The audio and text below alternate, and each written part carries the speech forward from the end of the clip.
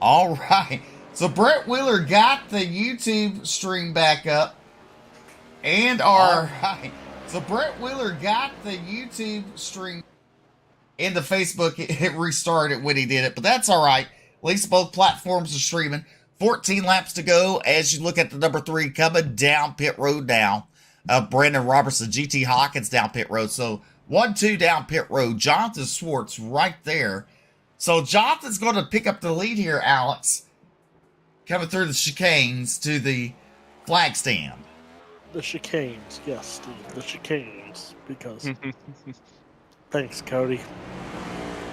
Hate to burst you guys' bubbles, but they're not bus stops. Well, I was kept on looking for the little kids. You know, I was afraid they were in a danger zone because I'm sure the bus driver Alex has been dropping them off at the wrong spot all week long. Oh, I'm sure. Love how it's always Alex's fault. I didn't say your fault. I just said you've been dropping the kids off at the wrong spot. Sorry. Don't we have a hashtag blame Alex for a reason? We do. Steve, don't stop it. Well, GT Hawkins, after making a pit stop, comes back out on the racing surface in that second spot. Jonathan Swartz is listed as your race leader in the 95. They got Brandon Robertson in the third spot. James Silvers in fourth. David Farmer in fifth. That's your top 5. Here's the final pit stops have concluded with Jonathan Swartz with over a 2.5 second lead over GT Hawkins. You know, Hawkins coming in at 9th as your points leader. Oh, Steve. I feel like this is starting to turn into Monday. Well, 12 laps to go. I mean, anything can happen in the 12 laps. You told me if I brought Cody up here, we're going to have Mr. Excitement. So I'm just waiting. This is nothing like Monday. You've actually got a battle for the lead tonight. At one point. Not now. Well, even still a 2.5 second gap between Schwartz and Hawkins. I feel GT has the pace. He's going to close that back up, and probably in the last 5 laps or so, you're going to see a pretty big battle between Schwartz and GT.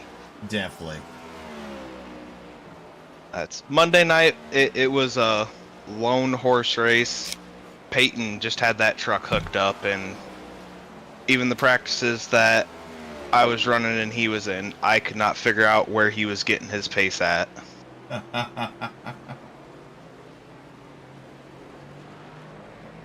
Well, the YouTube side's back on. The Facebook side's back on. Xfin Deep hopefully did finish their upgrades, and you know that's the only thing we can say, Alex. Brett Wheeler fixing and coming in clutch for us, Steve. Yeah.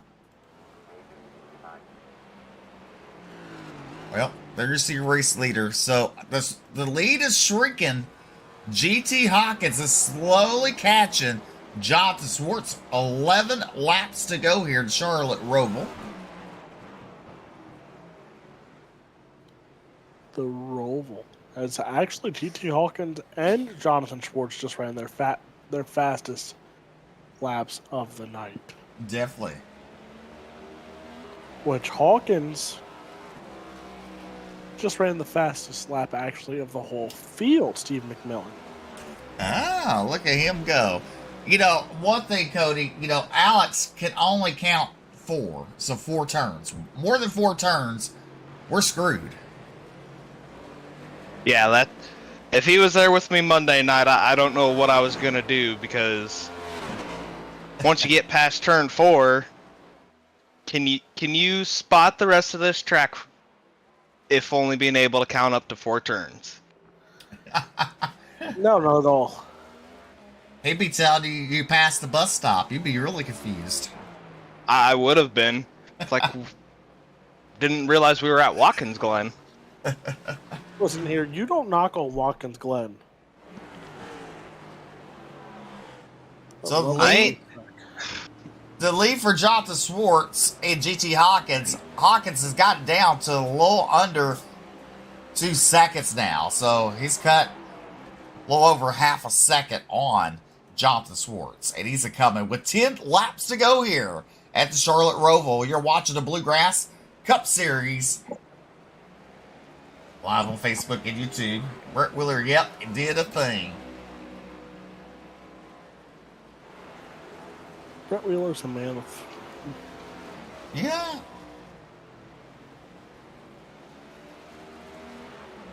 But we could blame Jason. Yeah, we're all blaming Jason, right? Because Jason's not here. Right? Because all I need to do is restart YouTube. Brett could do it because it was broadcasted. So we'll blame Jason. Does that sound like a plan, Cody? That works for me. All right. 9 laps to go for Jonathan Schwartz. As that gap has stayed at around about the 2 second mark between those two drivers. Brandon Robertson right there. He has a lap car of Scott Fritz, who's currently in 10th. James Silver's in 14th there. And then you have David Farmer. Rounds out your top 5.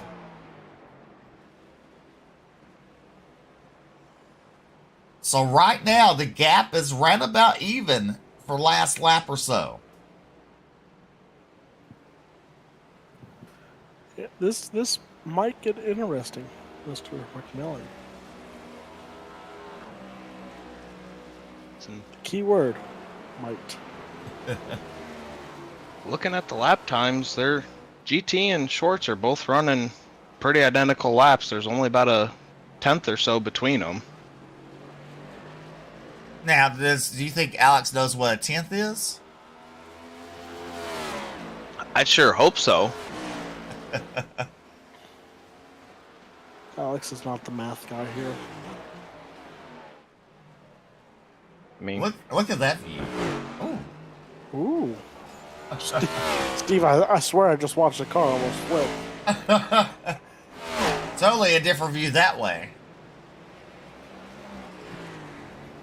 I will say those turtles in that last chicane, if you can hit them right, you get a great run down into turn 1, but if you miss it just by an inch and you catch one just a little bit too much, you're either going through the infield grass or you're going all the way out to the wall. So this is the question, has GT Hawkins used up his tires? And that's the thing. I know in these cup cars at some of the other road courses, they were not changing tires at all. And that was kind of the question we had coming into tonight. Is somebody going to make tire changes? Is a tire change going to benefit you, or is it going to be like the other road courses where the tires just don't wear? Right. And you just stall out. You go to the back for nothing. That's in it. It actually looks like Schwartz just ran the fastest lap of the race, and he's a 10th quicker than GT right now. He is, with just a little over a 2 second gap now between GT Hawkins and Jonathan Schwartz. Brandon Robertson there. There's Scott Fritz, who's a lap down. There's David Farmer.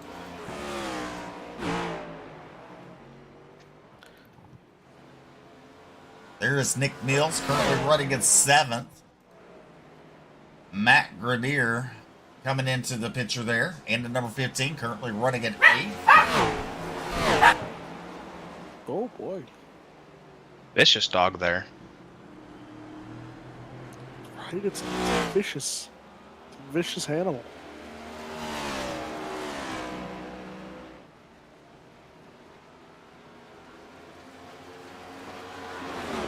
Yeah, it's coming down to the wire here, actually. It's not really, but GT Hawkins has cut a half second off the race leader, so it actually could come down to the wire here, which might get even more interesting, to say the least. Definitely, as you said, GT Hawkins, I mean, it's closing the gap again, once again. So, I mean, we're back under the 2 second gap range.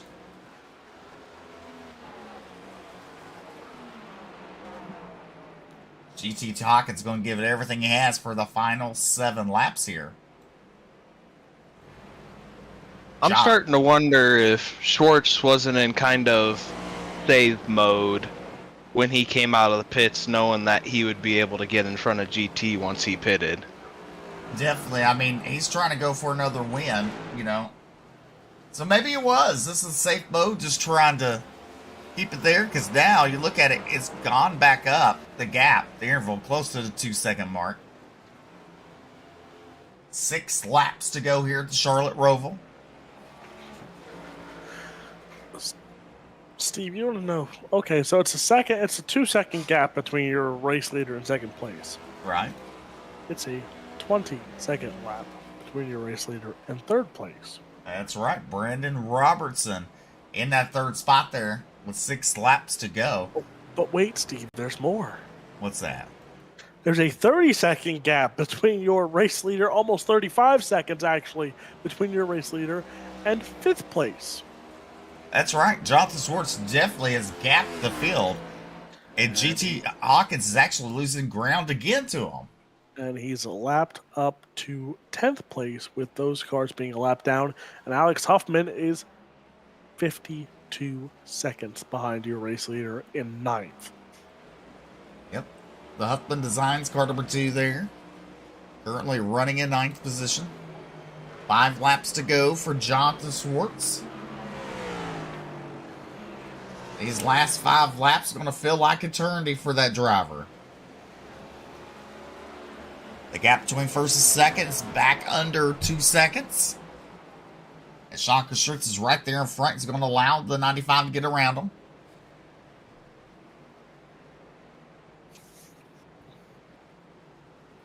GT Hawkins now gets around Sean Kostritz. Kostritz running in 13th position.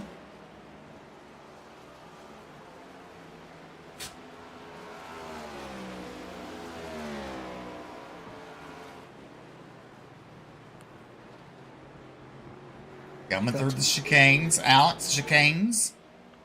No man to... Oh, sorry. Steve got me karaoke singing over here.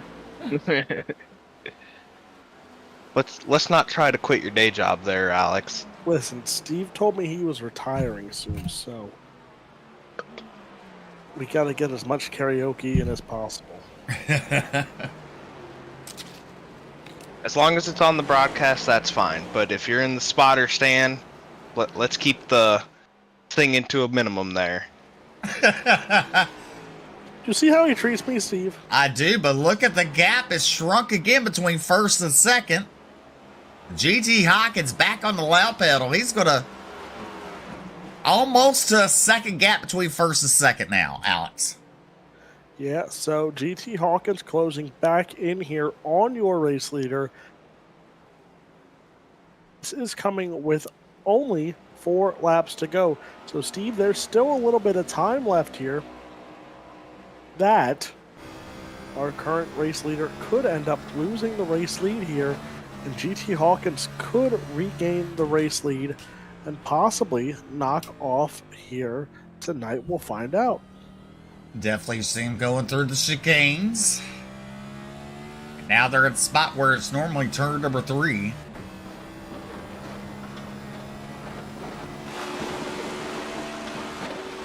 As we come through the chicanes in the front.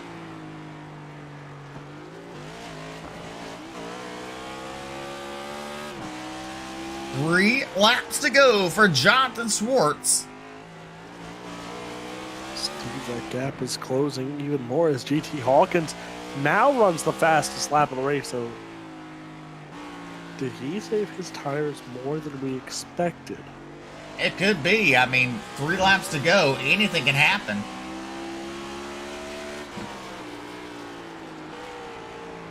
As we're right on the roof cam. Actually, looking at the times, the previous lap, GT was actually about 6/10 quicker than Schwartz, and GT just ran the fastest lap, and he was only 3/10 quicker there. So GT's definitely pushing a little bit harder, but I think Schwartz is seeing that GT's starting to push, so Schwartz knows it's go time now. Definitely it is. I mean, you know, if Alex was in this race, he would skip the chicanes and go right through where he shouldn't. Oh, definitely. This is why Alex doesn't race. He would get that lead one way or another, not knowing he could be penalized. He'd be one of those guys that's costing $100,000s of dollars from ARCA braking. Yes. 2 laps to go for Jonathan Swartz. Does GT Hawkins have anything for him? So Hawkins closing in. He's actually getting to close to under a second here. So Steve, this is where it gets down to the nitty-gritty here, especially for GT Hawkins. And Steve, he knew when to hold it. He knew when to hold it, because you see he held the tires to the last second. He might not have to fold, but he needs to run, and he needs to run fast if he wants to chase down that 95 machine, because he's going to have one more lap when we take the white flag next time by. Well, and he's closing in on a hurry. GT Hawkins closing in on Jonathan Swartz there. A little over half a second behind.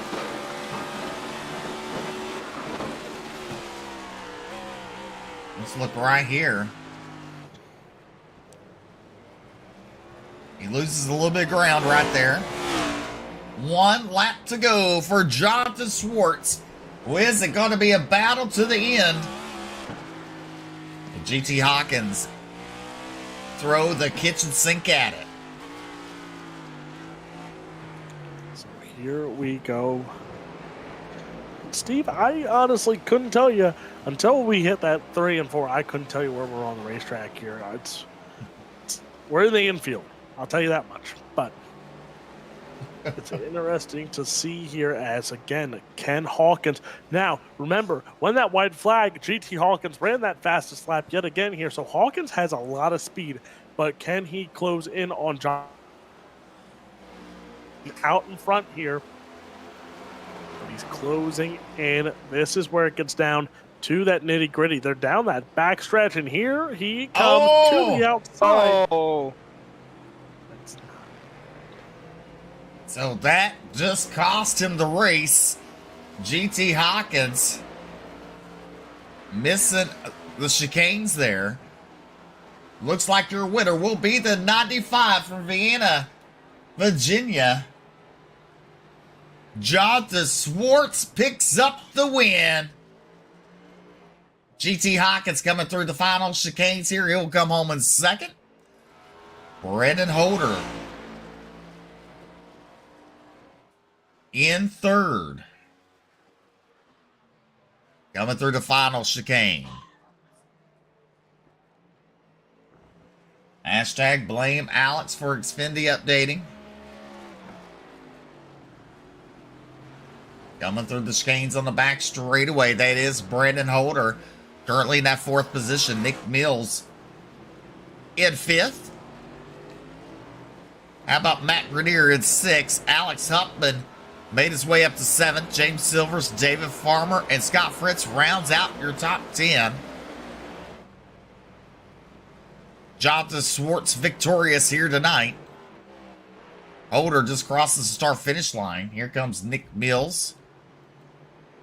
Matt Grenier. Oh, is he going to get it? Matt Grenier barely keeps that 6th spot over Alex Huffman. James Silvers dove it into that last chicane to try and get that one. He definitely did try to get that valuable spot. David Farmer in 9th. Again, Scott Fritz, Jonathan Atkins in 11th. Justin Winters will come home in 12th. Sean Kostritza in 13th. You got Brian Terry, Alex Healy, Jason Bridges, Peyton Hubbard, Keith Hackney, and Chuck Blake rounding out your field. Well, Steve McMillan. Yeah. I was going to say, here's your final results, but you did that. So now we're just going to make our way down to victory lane when these guys are ready. Yeah. Well, let's waste no time. It's the sausage man himself, victorious here tonight at the Charlotte Roval. Congratulations, Jonathan. Oh my God, thank you so much. If you could see me right now, all you'd see is a freaking pool of sweat because my God, GT and Brandon and David, those guys are on a freaking other level. I mean, throughout qualifying, I mean, I don't know how I got them in qualifying, honestly, but throughout practice, they were like a quarter second faster the whole time. Uh, and I knew I had some work to do. I had some work cut out. I thought I'd have to be figuring out some different alternate strategy or figuring out how to save tires, save fuel, and somehow with that pole that made things a little easier, but honestly not much because like you saw in that first stage, we were all just clumped together like nose to tail within like a second or two, and you could just not make any mistakes or else you let someone by. So I somehow managed to save a lap of fuel in that first stage, and that allowed me to stay out. I think a lot of those guys might have been short to make it just on one stop. I somehow was able to make it, so that helped me keep that track position again. But once again, GT just flew by me in that second stage. He had great short run speed. Plus, the fact that I did take tires early on, I don't know if anyone else did, at least in the front. I feel like those tires just take so long to warm up, especially the rears. So on a restart like that, used tires are actually better. I think that's what really helped his short run speed. But after that, I mean, I was trying my best to hang with him. I mean, he wasn't making any mistakes, and I wasn't giving any opportunities to make moves. But when I had that pit stop, I was like, okay, I'll try my best to get a good entry, a good outlap, but I didn't think I had any shot of overtaking him. And then when I somehow saw I had like a 2 second lead, my mind was blown. On one hand, I didn't anticipate that at all. On the other hand, I knew that it was gonna be hard to hold him off when he did start coming. And I think like last few laps, he got within a second. Went for that dive bomb in the final chicane there. Definitely kept it clean though. So I appreciate making that last attempt move, but appreciate him keeping it clean. So yeah, I mean, kudos to those guys. They definitely did not make it an easy race whatsoever. Had to fight every single lap. So, yeah, man, so much focus, and man, I'm sweating so much. Well, congratulations. Go ahead and take those fine sponsors. Yeah, well, first of all, I want to give a shout out to the Bluegrass podcast. I somehow managed to call my win. I was not, I didn't think I had a shot once I entered practice, but somehow I managed to do it. Also, I do want to apologize to David for that spin early on. I need to look at the replay, see what happened there. I thought he was giving me space, and I ended up tagging him. I don't know if that was caught, but yeah, I just wanted to give an apology to David about that spin. It was unintentional, and hopefully it didn't ruin his race or anything like that. But yeah, in terms of the sponsors, of course, got to give a shout out to iRacing on the car. Simrace City. They have a lot of great sim racing products, and of course Team Syndicate that I'm running with Bluegrass. So I think a lot of us still have a really good shot throughout the playoffs. So, and of course you guys for putting out a great podcast. So yeah, thanks a lot. All right, that's Jonathan Swartz coming home victorious here tonight at the Charlotte Roval. Well, Alex Robinson, you're caught up with GT Hawkins. So coming home in the second spot tonight, GT Hawkins, and it came close, but just one crucial mistake there on the final lap deciphers a win from second place. Yeah, I mean, I'd be lying if I said I wasn't disappointed, but I mean, mostly because I felt like I did as close as that is. It's, getting on or off pit road, or it may have been a tire thing. I'm not sure. I was running my fastest laps at the end. I don't know if that's track temp or tires or what, but yeah, hats off to John. That was awesome. He did everything right, and yeah, I mean, happy to finish second. 0x won the stage. I'll take it, but not super happy about it. Now a few more races here in this season. Of course, Homestead on the schedule, Phoenix on the schedule. I want to say Martinsville on the schedule. Yeah, it's Martinsville, I think, on the schedule as well. So, what race are you looking forward to the most out of those three tracks? I haven't really raced Martinsville a whole lot. I like the other two tracks. I love Homestead, Phoenix. They're great. So hopefully I can just run well at Homestead and not have to worry about Martinsville so much. But yeah, definitely can't look forward to Phoenix yet. These guys are really good here. We know you got a lot of great supporters on that car. Take some time and thank him here for a podium finish tonight.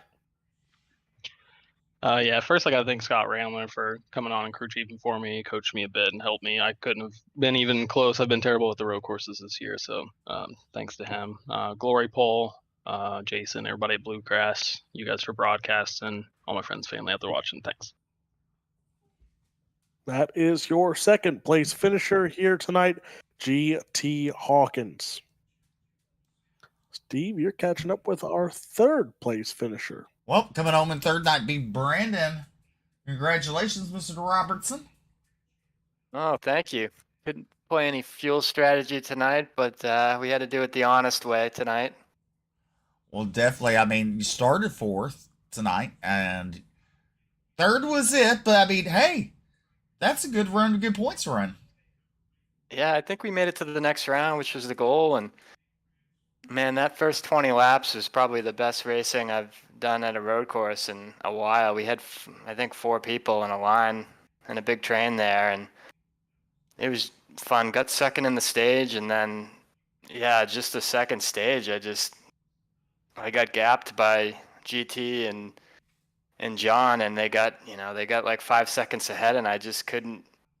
I had a good advantage in that first stage because we were just all following each other, and I seemed to have better pace following them. But as soon as they got like 5 seconds out, I just kind of lost my talent. Well, definitely. I mean, really, like the ROVAL road course is mainly a momentum thing, and I know with me, if I don't have someone in front of me, I will lose my momentum, my rhythm. Yep, it's kind of like go-karting, this track. Yeah. Indoor go-karting. So I get you. I totally get you on that. Well, go ahead and thank those fine sponsors making it all possible for you. Just shout out to my team. They've been helpful, especially this week. Dave helped me out the last hour before the race. I learned a couple of things, and obviously shout out to the podcast. I've been having a fun time listening to that and hearing everybody's opinions on everything. So yeah, I appreciate it, guys. Thanks for the broadcast as well. You're welcome. That is Brandon Robertson coming home in third place tonight. Well, Alex, we're going to conclude our broadcast here tonight. We had our ups and downs tonight. We had some thrills and spills. No unexpected violence. But, hey, after all, it's another week completed here with the Bluegrass. Here at the Charlotte ROVAL. We'll be back next week, same time, different place. Until then, we're going to sign off, say good night, and God bless.